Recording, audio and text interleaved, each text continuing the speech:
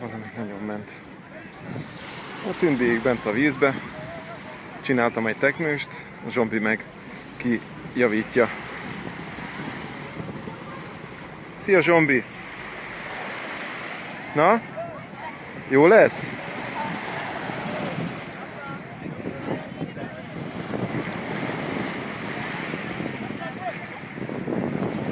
Ez lent is volt.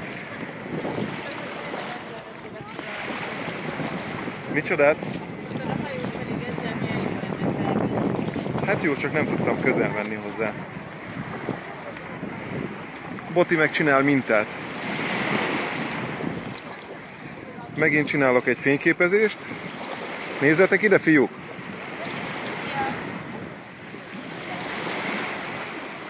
Meg ide a teknőshöz.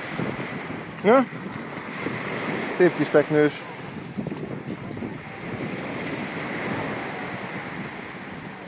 Szuper jó.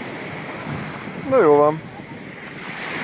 Ezt meg Botiék csinálták, ezt a nagyvárat, amit valaki szétrombolt, vagy a víz szétmosta. De jól néz ki. Tündikém, mint az igazi kis hablány, ő meg ott van, bent a vízbe. Na pusszantás mindenkinek.